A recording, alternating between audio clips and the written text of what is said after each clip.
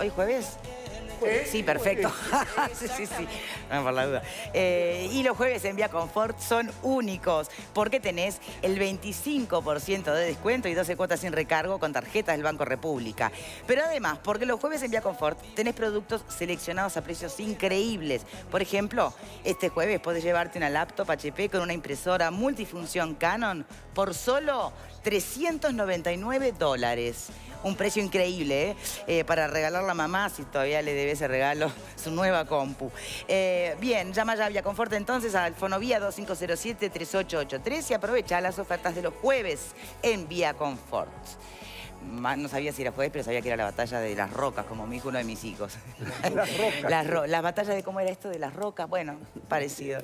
Retomamos, la pregunta estaba planteada si en realidad se puede afirmar y confirmar que este disparo venía a saldar el enojo o era la vendetta por el triunfo de Rampla en primera. ¿Me lo preguntás a mí? Sí. Ya te dije, yo no estuve el domingo ni estuve el miércoles. Lo que puedo escuchar son las diferentes campanas. Después la evaluación lo haremos en el área de seguridad o la justicia lo hará y ahí entenderá, tomando las declaraciones de un lado y del otro, a ver si fue realmente el tema del domingo, de ese día o de días anteriores. Que se remonte a otro conflicto personal. Eso lo tiene que evaluar la justicia, más nadie. Nosotros lo que hacemos es decir, este es el problema, la justicia después lo evaluará, tomará declaraciones. Ya creo que están identificada la persona. Y bueno, en el momento que sea detenida, se llevará a la jueza y la jueza después. Bien, de todas maneras, la pregunta que yo hacía, la que venía después y pegada con esa, no me cambia si es porque se refería, si fue un tema para resolver o vendetta por el partido anterior o incluso si es un conflicto anterior. El punto es, ¿cómo podemos prever lo que va a pasar en un escenario si en realidad a ese escenario pueden venir cosas pasadas y viejas? El análisis de la realidad y el presente de ese escenario no va a alcanzar. Yo creo que, como dijo Miguel, que él entendía, y lo dijo el presidente Castillo, que él entendía que podía suceder algo, yo te indiqué los caminos. Presentarse al área de seguridad de la AUF, presentar el tema, presentar una nota a la mesa ejecutiva que corresponda, pedir la suspensión o una nueva fecha para ese partido, entendiendo de que no están dadas las condiciones de seguridad para que se juegue ese partido en ese escenario, bajo estas condiciones. Bien. No estoy diciendo, ya te vuelvo a repetir, porque yo te estoy hablando de la parte técnica del asunto. Y acá hay vidas de por medio, digo. Y muchas veces uno queda como que es una persona fría, que dice, no, pero no es tan así. Sí, es así, digo, la parte técnica, la parte de la normativa que tenemos que conocer como delegados de la Asociación Uruguaya de Fútbol y como dirigentes. Eso sería la parte de la normativa de la AUF. Como hay una vida, digo, y quizás este muchacho se salvó y está trabajando por el fútbol. Sería otra la dialéctica, ¿no? Digo, uno a veces sobre algo ya sucedido es muy difícil, digo, decir qué es lo que se hizo mal o qué es lo que se hizo bien. Es muy fácil con el diario El Lunes. Una reflexión decir final lo que le pasó, pido. ¿no? Una reflexión final le pido. Sí. A usted. ¿Un llamado a quién? ¿Un llamado de atención a quién? Primero que nada, a las familias, a los padres, y que todos recapacitemos que el fútbol no se gana afuera de la cancha. Son los 11 que entran al terreno y nos ganan. Te digo más, hasta las banderas te podría decir. Cuando el fútbol uruguayo ganaba, no había banderas, no existían las banderas. Ahora parece que si no hay banderas se pierde. O sea, somos menos porque tenemos una bandera más corta o más larga. ¿Me entendés? Es tan sencillo como eso. Lo que está autorizado son banderas de 2x1, ¿verdad? Es algo tan simple como una bandera. El fútbol uruguayo, cuando realmente ganó cosas importantes, ¿había tantas banderas? No, obviamente no. Las tribunas estaban compartidas, lo que había otra educación. Nos jactábamos de eso. La escuela pública realmente, a nosotros no íbamos... ¿Cómo podemos hablar del fútbol solamente si un padre le va a pegar a la maestra porque el niño le dice, mi mamá, la maestra me trató mal? Y van y le pegan al maestro. Dátelo por seguro que en nuestra época no pasaba eso, nos pegaban a nosotros. ¿Cómo dijiste esto a la maestra? Y ya desde eso, desde las bases, es lo que tenemos que mejorar. A mi entender. ¿Quieren decir algo por aquí por tribuna? Yo ayer escuchaba el relato de... Perdón, ¿me podés decir tu nombre? Álvaro Parrone, mi nombre. Mucho gusto, Álvaro. ¿Qué tal? Escuchaba el hijo del señor que entrevistaron, del baleado. Estaba jugando él el partido, sintió el disparo, miró para el costado, vio a su padre tirado, que lo reconoció por la ropa. Era muy triste escuchar al chiquilín eso, y salió corriendo a ayudarlo al padre. Yo lo que digo de esto es que hay que dejar de culpar al fútbol. Esto es delincuencia. La delincuencia anda armada, esto es narcotráfico, son bandas de narcotraficantes metidas en el fútbol. La policía es la que tiene que dar la garantía de esto y no pedirle todo al fútbol que solucione, porque ¿de dónde sacan todas estas armas? ¿Cuándo la policía va a salir a desarmar a estos delincuentes a la sociedad? José Luis, ¿estás de acuerdo con lo que dice Álvaro? Perdón, mi nombre es José Luis Pereira. También fui dirigente de fútbol. Y me consta que desde hace muchos años el tema seguridad y el tema relacionamiento con las hinchadas ha pasado a ser casi que un 50% de la dedicación que tiene que tener un dirigente para sostener el club y para que los puntos no se vayan en cosas que poco le hacen a la vida del fútbol en sí. Lo que sí creo que tiene que haber un sinceramiento de parte de los dirigentes del fútbol, en el sentido de que, por ejemplo, en este caso particular, que sin duda va a llegar a la justicia, sin duda en algún momento van a detener a la persona que disparó, pero digamos, en el tema jurídico específicamente, toda la información que llega va a llegar totalmente lavada y no tiene ninguna correlación, ningún correlato con lo que sucedió el propio día en la cancha y que lo saben esas 40 personas que estaban alrededor, o que lo saben 5, o que lo saben 6, y que además conocen de las cosas que vienen desde atrás y que se van planteando domingo a domingo. Entonces, tú lo que decís es que un poco palo en la rueda lo pone el propio fútbol. Yo creo que sí, pero ¿Por qué no los clubes no dan las listas famosas? Bueno, eso habría que preguntárselo a los presidentes. Digo, ¿por qué? ¿Cuáles son los clubes que se han dado? Dijiste que eran 2. No, eso es una información que yo, la verdad, es confidencial, y si alguno la dio, que se haga cargo él. Digo, yo no puedo saber por qué no la doy, porque si yo digo el club o los clubes que dieron la...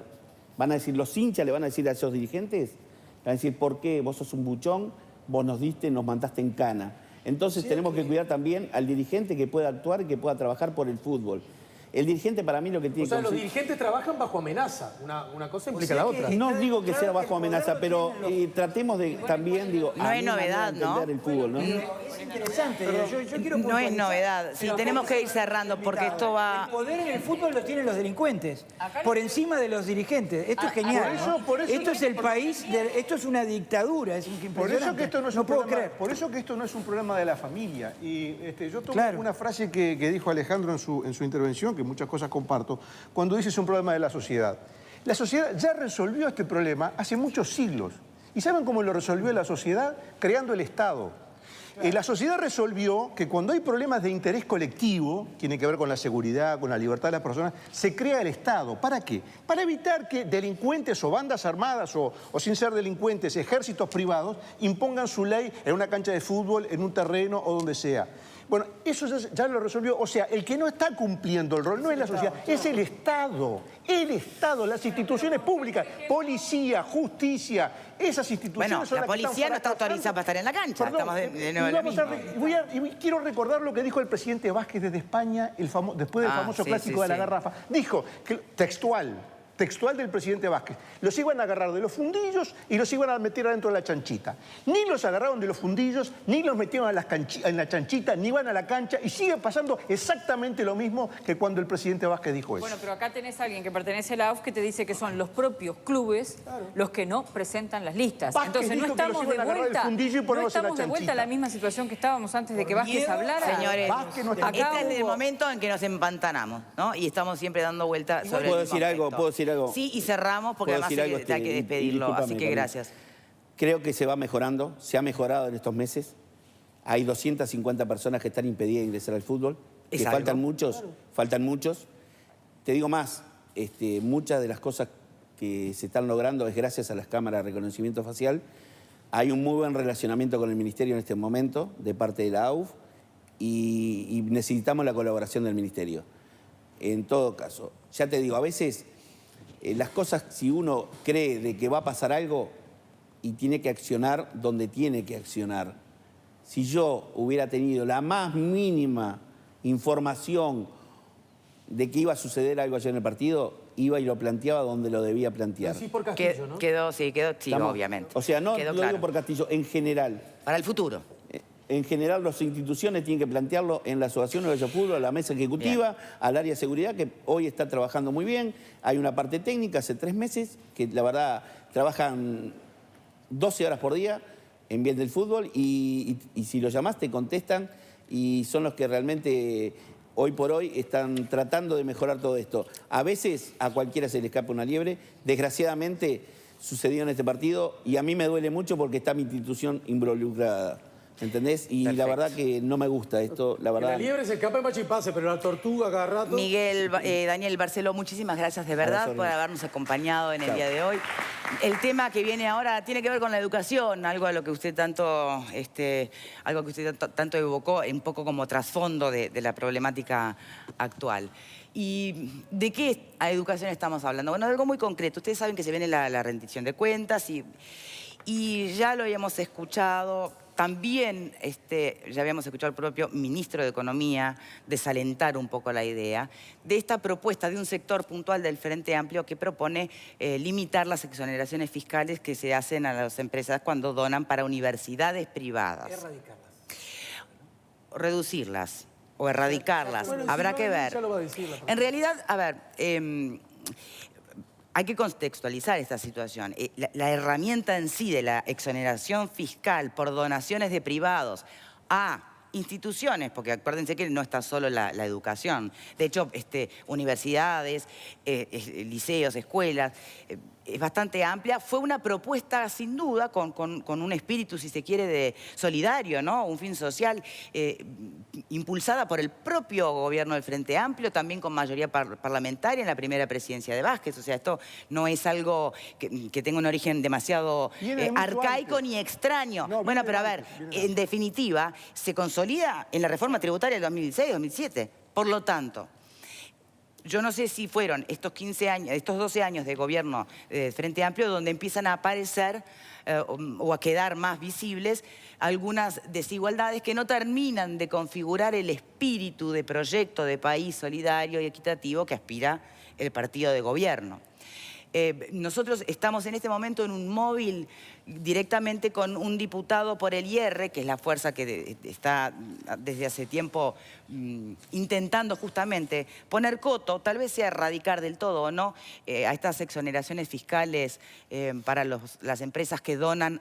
Exclusivamente están remitiéndose ahora a universidades. Habrá que ver si después es un tema también que se va a trasladar a escuelas y liceos, no sé, a instituciones como puede llegar a ser Teletón y otras empresas y otras ONG, lo que fuera. Lo que a mí me parece que hay que analizar en el fondo es si esta propuesta, y esa es la primera pregunta que va para el diputado Martín Couto, si esta propuesta está hecha en nombre de la defensa de la universidad pública, ¿no? Nosotros defendemos la educación pública, se vio mucho en el 1 de mayo. Si van en defensa de la educación pública o si van en defensa en realidad de que sea el Estado quien decide a dónde van los dineros que recauda por impuestos y no que lo defina una empresa privada. Me parece que son banderas distintas, ¿no? Porque en definitiva, ¿cuál sería el uso de ese dinero que finalmente el Estado no va a renunciar a fiscalizar? ¿Se volcaría para las universidades públicas? ¿O el punto es que vaya donde el Estado decida? Entonces ahí no es en pro de la universidad pública. No queda muy claro de dónde sale. Couto, muy buenas tardes y muchas gracias por este móvil para ayudarnos a entender a través de Diego Travieso en su compañía un poco cuál es el espíritu y el alcance de esta propuesta. Hola Victoria, ¿qué tal? Muy buenas tardes para todos. Estamos, como vos bien decías, con Martín Couto, es diputado suplente de Macarena Gelman, quien impulsaron esta modificación. Martín, muchas gracias por estar con nosotros. Hola, muy buenas tardes y en primer lugar es un gusto recibirlos a ti, Diego, a Victoria, al panel, la tribuna, pero sobre todo a la audiencia, porque estamos en la casa de todos y todas, como es este edificio anexo del Poder Legislativo. En cuanto a lo que planteaba Victoria, bueno, cuáles son las razones, o mejor dicho, y antes, en qué carril de discusión debemos poner a esta propuesta, nosotros decimos, estamos hablando de dos cuestiones. Lo primero que decía Victoria como opción B, que la dijo en segundo lugar, cómo el Estado financia lo que quiere financiar. Es decir, tenemos un mecanismo por el cual el Estado le dice, en este caso a universidades privadas, pero en realidad a otras instituciones, como bien lo explicaba Victoria, le dice, bueno, a mí me interesa financiar este proyecto. Yo quiero que este proyecto se financie.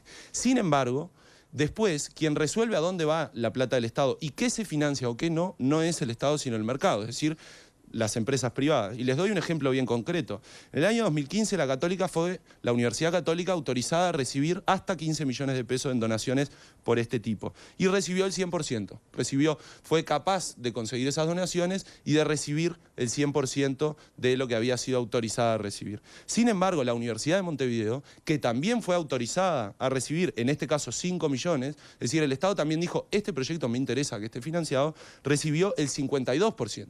El mercado resolvió que el proyecto que al Estado le interesaba financiar en un 100% para la Católica sea financiado en un 100% y para la Universidad de Montevideo le interesaba un proyecto que fue financiado solo en un 50%. Cuando estamos hablando en términos ampliamente mayoritarios de recursos públicos, no en su mayoría de recursos privados. Esto no tiene que ver ni con una discusión sobre universidades privadas sí o no, ni tampoco con una lógica de competencia entre la pública y lo privado, porque nosotros elegimos no aplicar esa lógica cuando hablamos de educación, no hablamos de competencia, hablamos sobre todo de garantizar el acceso a la educación para todos y todas.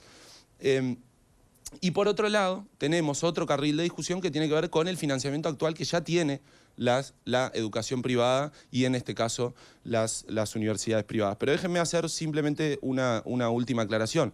Estamos hablando de esta medida porque se filtró a la prensa y porque además es una posición que el IR tiene desde el año pasado y haberla desmentido hubiera sido mentir, lo cual no corresponde. Sin embargo, se están analizando un conjunto de medidas vinculadas a este mecanismo de donaciones especiales. Hoy hablamos de las universidades privadas a partir de cómo recogió la prensa el debate que se está dando a la interna del Frente Amplio.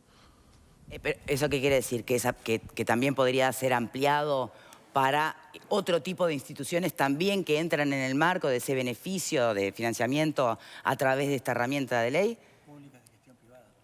No, yo lo que diría es no podemos hacer una equivalencia, porque como se juntan estos dos carriles, por un lado analizamos todo el mecanismo y por otro lado analizamos específicamente las instituciones que estamos financiando. Porque aquí, si bien no puedo dar detalles de la discusión, quiero ser enfático en una cosa, y es que se está dando una discusión extremadamente responsable, es decir, no vamos a tomar medidas drásticas o que nos parezcan que desarticulan alguna organización de las financiadas. En el caso de las universidades privadas esto no es parte mayoritaria de su presupuesto, sino que en realidad el propio financiamiento del Estado por norma constitucional a la educación privada es muchísimo más alto de lo que estamos hablando. Entonces, en ese sentido, por un lado les digo, es una discusión interna y a nosotros nos gusta salir a comunicar lo que resolvemos después de resuelto todo el Frente Amplio, pero también les dejo la tranquilidad. Exacto. Ahora, siguiendo esa lógica, ¿no? En este primer abordaje que hace sobre el tema, siguiendo la lógica de justamente el Estado tiene dos mecanismos de esta financiación, digamos. Una en lo que tiene que ver con las exoneraciones impositivas departamentales y nacionales, y otra es la que ocurre a través de esto, de la renuncia fiscal, es decir, el Estado deja de cobrar impuestos por donaciones de privados a las universidades. Vamos a concentrarnos en universidades. Si usted justamente dice que por la primera vía se recauda mucho más, digamos que por la primera vía las universidades privadas obtienen mucho más, es importante tocar la segunda vía, sobre todo cuando desde las universidades privadas lo que se explica es, bueno, esto va a atentar, en realidad, digamos, nos desbalancea el asunto. Hay becas que no se van a poder dar porque se supone que es para las becas que usan esto. Por lo tanto, al haber menos becados, habrá menos cupos y habrá carreras que ya no se van a poder implementar porque no va a rendir, no va a ser rentable. Entonces nos vamos a quedar sin la chance de determinadas carreras que hasta hoy a la fecha con este sistema se pueden financiar. ¿Vale la pena toda esa movida? Sí, sin duda que vale la pena porque creemos que estamos dando discusiones muy profundas y conceptuales. Permitime, Victoria, antes de hablar sobre el financiamiento por una u otra vía, aclarar que el rector de la Universidad Católica, Eduardo Casarotti, el miércoles 3 de agosto de 2016, en una entrevista radial, afirmó que no se iba a recortar ninguna beca a partir de esta discusión. Es decir, la Universidad Católica, una de las universidades además que recibe la mayor cantidad de fondos por este mecanismo, aseguró que las becas no estaban en juego, porque además estamos hablando de cifras que no son, como tú decías, tan importantes. Déjame leer, Victoria, en un segundo el artículo 69 de la Constitución, porque tiene un detalle que no nos parece menor. Las instituciones de enseñanza privada y las culturales de la misma naturaleza estarán exoneradas de impuestos nacionales y municipales como subvención por sus servicios. Es decir, la exoneración, más allá de que lo establece la Constitución, y hay que hacerla, tiene un fin de financiar determinados servicios. ¿Y cuánto es la exoneración? Es decir, cuánto, por no pagar impuestos, financia el Estado a la educación privada, para ver si es suficiente y si este mecanismo complicaría presupuestalmente a estas instituciones. Bueno, la renuncia fiscal... Hellman publicó hace poquito, de 44 millones de pesos. ¿Cómo, perdón? Que hay unos números que la propia diputada Hellman ofreció a la prensa, creo que son unos 44 millones de pesos en el 2015. No, eso estamos hablando por este mecanismo, pero yo les hablaba de la exoneración de la Constitución para ver cuánta plata le llega a la educación privada. Estamos hablando de una renuncia fiscal de medio punto del Producto Interno Bruto, de exoneración, de renuncia fiscal del Estado por la norma constitucional. Y obviamente la mayoría va a la educación privada, porque la educación pública además paga impuestos que la privada no. La exoneración de aportes patronales en 2013 fue de 45 millones de dólares. Estamos hablando del mecanismo de donaciones especiales, que son en el 2015 aproximadamente 1 millón y poco. La renuncia fiscal por IVA en 2013 fue de 2.171 millones de pesos y la exoneración por IRAE en el mismo año de 712 millones de pesos. Ahora, ¿por qué nos parece importante discutir este mecanismo? Porque por muchas razones el dinero que más. en realidad se le está exonerando a las privadas, ¿es eso? Claro, no, y además yo preguntaría, ¿en serio? ¿Se necesitan más exoneraciones? Claro, primero, ¿necesitan más exoneraciones? Segundo, estas cifras tan menores comparadas con la renuncia fiscal y el financiamiento que ya hacemos, ¿complica al funcionamiento de las universidades? Pero volviendo a tu pregunta, porque me parece importante, no se trata simplemente del monto, porque además quiero aclarar una cosa, la normativa actual no fija topes, lo fija el Poder Ejecutivo. Si mañana el Poder Ejecutivo resolviera multiplicar por 10 estos topes, el Poder Ejecutivo, en realidad, lo que estaría haciendo es uso de una facultad que le delegó el Poder Legislativo y para hablar de un problema mucho más grande. El problema es conceptual y es si los recursos del Estado resuelven las empresas a dónde tienen que ir. Si queremos financiar más a la educación privada, pues resolvamos en cuanto más, lo resolvemos en el Parlamento, se vota en la rendición de cuentas y no hay ningún problema. Pero no con este mecanismo que, entre otras cosas, no le deja claro a la gente... Bueno, pero a ver, evidentemente ya el Ejecutivo ya lo tiene resuelto, ¿no? Desde el momento que existe la herramienta, ustedes lo que quieren introducir es un cambio, digamos, quieren verlo desde otra perspectiva. Porque resuelto está. Queremos introducir varios cambios. Sí, pero además, Victoria, no te olvides que en el Poder Legislativo nosotros no legislamos para este periodo de gobierno. Es decir, mañana habrá otro Poder Ejecutivo del mismo u otro signo o color político y podría multiplicar por 10 el beneficio o los montos que se pueden manejar en estas donaciones y nos parece que no es una buena forma de ordenar a dónde van Bien, los pero volviendo públicos. al punto... No tiene absolutamente nada que ver con la discusión privada sí, privada pero no. siguiendo de verdad tu lógica, ¿no? Efectivamente, al lado de los millones de dólares que tiene de renuncia fiscal el Estado a través del artículo 69 de la Constitución, ¿no? Todo lo que tiene que ver con impuestos nacionales y departamentales, es una gran millonada. Al lado de los 44 millones de pesos en el año 2015, por ejemplo, que fue lo que efectivamente se donó a las universidades privadas, que implicó una renuncia fiscal del Estado de 36,5 millones de pesos, porque vieron que al final la empresa realmente lo que aporta es menos, ¿viste? El 80% casi que lo aporta el Estado. Bueno, por ese millón, 36,5 de pesos, más o menos un millón, bueno, ¿estamos hablando de que realmente es un tema conceptual? ¿Entienden lo que voy? Sí, claro. Porque es $1 millón de dólares lo que genera un movimiento que tiene como frente un tema conceptual, porque lo conceptual tendría sentido si estamos hablando realmente de basta de alojar o de subsidiar a la educación privada, pongamos todas las baterías en la pública, eso podría ser una discusión conceptual. Si no es más bien un tema ideológico. Bueno, por eso mismo, ¿es el millón de pesos lo que abre este debate o es algo realmente más profundo? Por más que ustedes digan, no es universidad privada o universidad pública.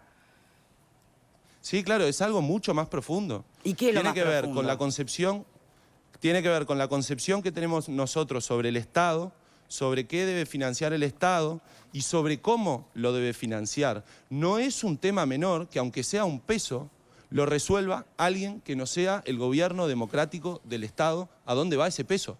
Pero además, Victoria... Pero esto no es una forma concreta de ver a dónde dónde va ese peso. Está yendo a la educación. No lo sabemos. Yo hoy no puedo saber desde el Parlamento Nacional ni desde el Poder Ejecutivo cuánta plata va a ir a la educación privada. No lo sé hasta que no sé los gerentes o los dueños de las empresas si resuelven donar o no. Pero permitime, Victoria... Bueno, pero no son... al ser dineros que no se cobran, o sea, la renuncia fiscal es eso, no cobra un dinero que se genera.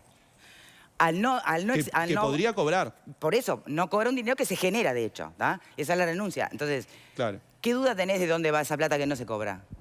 Es dinero que queda en el ámbito de la universidad privada. Victoria, mira, un ejemplo más concreto, por ejemplo.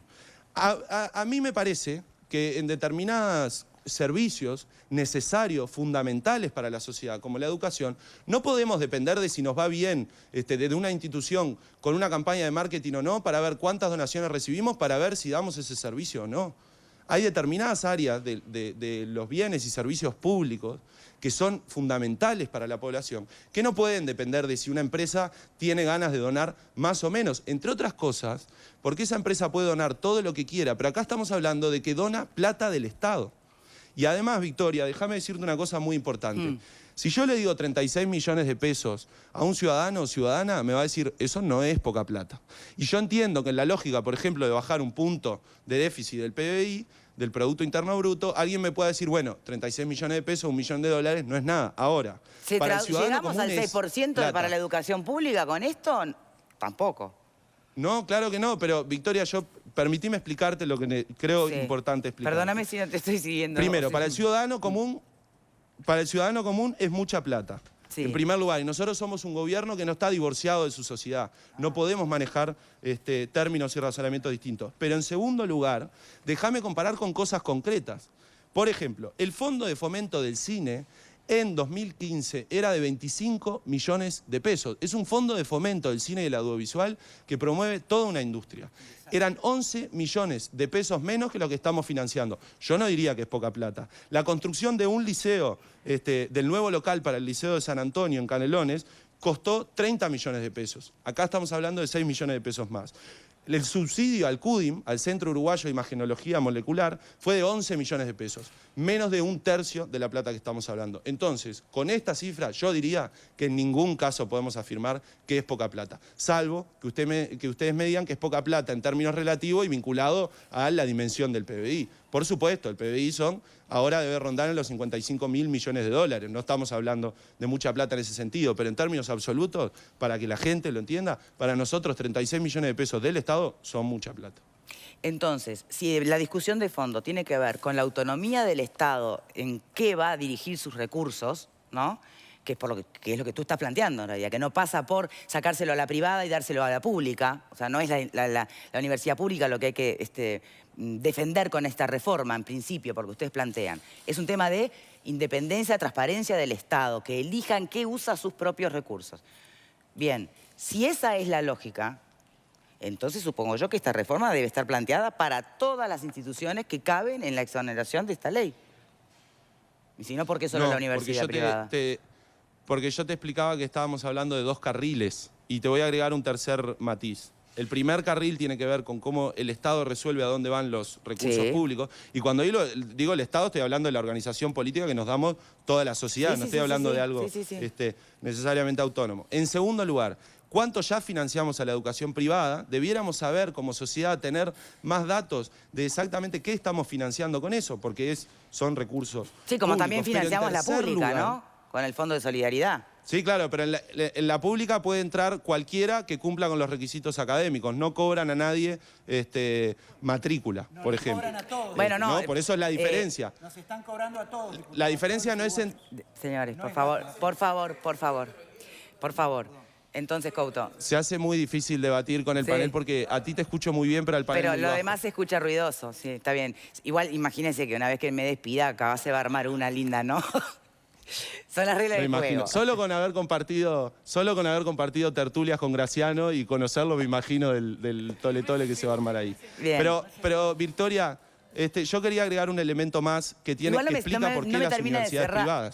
Ahora, sí, eso, ¿por qué? Eso es lo que no te terminaba de cerrar.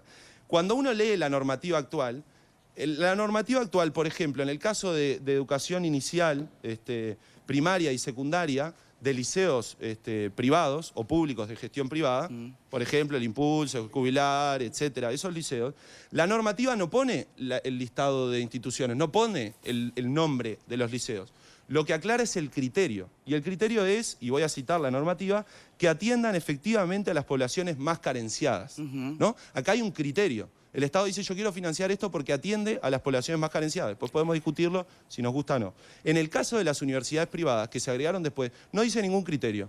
Simplemente se agregan los nombres de las universidades privadas, ¿no? Entonces, nosotros en una revisión de todo el sistema, que además, déjame aclararte una cosa, Victoria, los consensos en el Frente Amplio en esto no son sencillos. Nosotros estamos planteando determinadas medidas que creemos que mejoran, pero no está en nuestra cancha hacer un planteo global sobre la sustitución de este mecanismo de financiamiento por otro, porque en realidad eso no es lo que pareciera tener o permitiera llegar las voluntades políticas dentro del Frente Amplio. Sí estamos planteando mecanismos que nos parecen o modificaciones, una de ellas es esta, que mejora en términos conceptuales y presupuestales la forma en que ordenamos el gasto. ¿Y qué contesta cuando desde las universidades, sacando el rector de la Católica, porque también puedo citarle lo que dice Sturla, ¿no? Que no va en esa dirección, de que en realidad se les va a desbalancear. Interno de la institución. No, pero que, perdón? El argumento que sostienen las privadas es se nos va a desbalancear la cosa porque al no haber becados ya va a haber carreras que no nos va a ser rentable tener.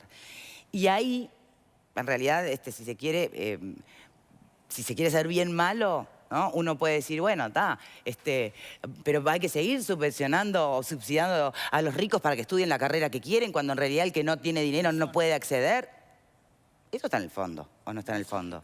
Digo, ese debate está en el fondo. Entonces, ¿se entiende la pregunta? ¿A nadie le importa que esas carreras que podían llegar a ser de verdad específicas y mucho más particulares y que le dieran al Uruguay además, ¿no? Un lugar especial y de vanguardia y de preparación de cerebros que por ahí no hay en otra parte? ¿Eso se puede caer? ¿Eso no importa? Bueno, yo en la nómina que tengo, la información que tengo que nos aportaron es los títulos de los componentes de cada proyecto. No he visto en un examen muy a primera vista, digamos, a partir de tu pregunta, por ejemplo, el financiamiento de carreras con este mecanismo. Pero además, Victoria, yo lo que digo es, bueno, si queremos dar esa discusión, mostremos los números, que se nos explique por qué son fundamentales para una universidad o para las universidades privadas en general 36 millones de pesos y no se pueden alcanzar esos objetivos con 275 aproximadamente millones de dólares. Obviamente eso no lo recibe todas las universidades privadas y colegios y liceos de exoneración por norma constitucional. Si alguien plantea que esto desbalancea un presupuesto, bueno, yo creo que es una discusión linda, interesante, democrática para dar. Hay que mostrar los números, ver cuánto se cobra de matrícula, cuánto se están cobrando, cuánto está recibiendo esa universidad de exoneraciones, etcétera. Es una discusión que se puede dar si tenemos un mecanismo por el cual decidir a dónde van los recursos públicos más claro. Porque ya no tiene sentido que esta discusión si después es el gerente de una empresa el que resuelve si esa universidad privada tendrá o no tendrá esa carrera. Ahora, si tú me preguntás, porque no quiero eludir la pregunta, sobre el trasfondo, y vos me decías, bueno, que financiar a los ricos, etcétera. Yo creo que acá no se trata de ricos y pobres. Sí se trata sí se trata de que el Estado tiene que tener un cuidado fundamental en financiar servicios de educación que sean de libre acceso. Obviamente que uno necesita Eso es hablar de universidad pública, eso es hablar de público-privado. Eso es hablar de público-privado. Sí, claro, por supuesto, pero Victoria, yo no puedo decir la cabeza, que a lo mí que pasa es que en mismo. realidad arrancaron diciendo que no tenía nada que ver con universidad pública, universidad privada. Y está. No, es que no tiene nada que ver con la discusión que se intenta plantear muchas veces, no lo estoy adjudicando a ti, de pareciera que hay algunos que son hinchas de la Universidad de la República y de la Universidad Tecnológica y otros que son hinchas de las universidades No, yo lo que digo privadas. que lo que es evidente es más, que hay que ver, estamos hablando justamente de que... Y yo pregunto, si el día de mañana se eliminan todas las exoneraciones a privados por donaciones a universidades privadas, ¿no? La universidad pública, nuestro sistema, ¿puede absorber a todo ese alumnado de las privadas que cerraría, ponerle en el peor escenario, ¿no? ¿Puede absorberlo? ¿Puede recuperarlo? ¿Puede tener y pagar a los buenos docentes? ¿Puede, de verdad, sin tener clases de 400 chiquilines que atentan contra efectivamente el aprendizaje? ¿Podemos? Bueno, a ver, yo diría, en primer lugar, no creo que implique una cifra significativa, pero además, siendo muy honesto... Es el 18% de los estudiantes. Claro, pero no nos olvidemos, y por eso decía, siendo muy honesto, el crecimiento exponencial que ha tenido la matrícula universitaria. Es decir, si tú me preguntás, la universidad hoy no puede perfectamente, 100%, recibir a todos los estudiantes que tiene, en las condiciones que debería tener, etc. Ahora, también debo decir que nosotros, por ejemplo, en el presupuesto 2015 aumentamos en 30 millones, que es otra cifra menor a la que estamos hablando, en docentes, investigadores con dedicación total en la Universidad de la República. Se siguen construyendo nuevos edificios. A ustedes que son comunicadores, los invito a ver el nuevo edificio de la Facultad de Información y Comunicación. Es decir, la masificación ocurrió en un momento y presupuestalmente no se acompañó esa masificación. Por eso tiene sentido, por ejemplo, en las discusiones presupuestales, la lucha por más presupuesto para la educación. Porque por suerte están llegando mucho más personas, gurises y gurisas, pero de todas las edades, a la Universidad de la República o ahora a la Universidad Tecnológica, y necesitamos dar una cobertura en ese sentido. Sin embargo, hay un trasfondo en tu pregunta que yo no... quiero darle la razón a quienes plantean que esto hace que se cierren carreras o que se terminen con becas. Para asegurar eso hay que mostrar los números, pero todos los números. Los números de matrículas que se cobran, los números de becas totales, los números de becas parciales y los sueldos, por ejemplo. No del personal docente, que de la educación privada en general está peor que de la pública, pero sí de los mandos altos de las distintas instituciones. Si ponemos eso arriba de la mesa, yo no tengo problema en hablar y en trabajar sobre la hipótesis de que podría haber un perjuicio para las carreras que se dictan en las universidades privadas o para el ingreso de estudiantes que así lo eligen hacer y que además lo pueden pagar. Bien, me encantaría hacerte 1000 preguntas más. Creo que hoy me despiden porque extendí demasiado este móvil. Muchísimas gracias, Couto. Hay mucho más para conversar. Diego se está riendo porque sabe lo que digo. Se me fue tiempo. Ahora es rato para que el panel pueda debatir sobre todo lo que han escuchado de tu parte en este momento. Muchas gracias, Bueno, muchísimas gracias a ustedes, a las órdenes, y ojalá que lo que venga, ese debate, demuestre que en vez de clausurarlo con algunas acusaciones o la cuestión ideológica, por supuesto, todos tenemos ideología, quien diga que no, yo creo que no está acertado. Pero lo necesario es debatir, o sea que les auguro un gran debate en ese panel porque lo necesario es que la gente entienda qué estamos planteando nosotros y en profundidad qué plantean los que no están de acuerdo con nosotros. La idea es que nos entendamos y sobre todo que la población entienda cada vez más estos temas. Yo desconozco lo que gana un gerente de una universidad privada, pero viste lo que gana el del Fondo de Solidaridad, imponente. Bueno, gracias por habernos dado este móvil. Nos vemos en un ratito. Seguimos el debate aquí en estudio. Gracias, Couto. Hasta luego. Hasta luego.